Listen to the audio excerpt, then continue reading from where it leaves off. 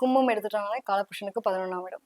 இந்த 11ஆம் இடம் அப்படிங்கும்போது இந்த கும்பம் அப்படின்றப்போ ஏன் எடுத்துக்கோங்க, கும்பத்துக்குள்ளனா நிறைய ரகசியங்கள் இருக்கும் அப்படின்னு வச்சுக்கலாம். எங்கேயுமே சனி ஆட்சி அதிபதியா வர்றாரு. கிட்டத்தட்ட பாத்தீங்கன்னா இங்க சூரியனுடைய பார்வைப்படக்கூடியது. நாங்க நேர்மையா இருப்போங்க, உண்மையா இருப்போங்க, வேலைன்னு வந்தா வேலைக்காரன் இவங்களுக்கு அந்த சூட்டபிள் கொடுத்துடலாம். ஏன்னா ரகசியங்கள் நிறைய இருக்கும் அவங்ககிட்ட. ஒரு காதல் தோழியை சந்திக்காத நபர்கள் இருக்கவே மாட்டாங்க. பட் என்னோட குடும்பங்க, என்னோட கௌரவம், எங்க குடும்பத்தை மீறி என்னால பண்ணிட முடியாது. நிறைய வந்து உள்ளுக்குள்ளேயே போட்டு புதைச்சுக்கிட்டு அப்படி ஒரு வாழ்க்கை வாழக்கூடிய நபர்களுமே பாத்தீங்க அப்படின்னா அந்த கும்பராசியில இருப்பாங்க. பொதுவாக அந்த ராகுனுடைய நட்சத்திரம் வந்துட்டு பாத்தீங்க அப்படின்னா இங்க இருக்கிறதுனால எதையுமே பிரம்மாண்டமா செய்யணும்னு ஆசைப்படும். ஏதாவது ஒரு அவப்பெயர்களை சந்திக்கக்கூடிய சூழ்நிலையும் தள்ளப்பட்டுரும். காரணம் என்னன்னா எதையுமே வந்துட்டு விடாப்படியா செய்யணும்னு நினைப்பாங்க.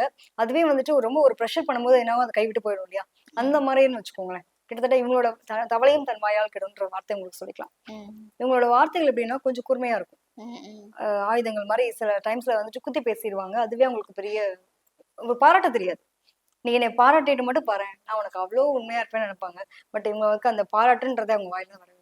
நீ சூப்பரா பண்ணிருக்கப்பா, நீ நல்லா இருக்க, நீ இப்படி இருக்க, அந்த ஒரு அழகு கூட நேர்மையா போயிட்டு சொல்ல தெரியாது.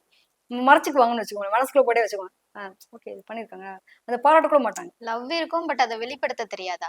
அதுதான் உண்மை. அவங்க ரொம்ப அழகா ரசிக்கக்கூடிய நபர்கள், அதை வெளிப்படுத்த தெரியாது.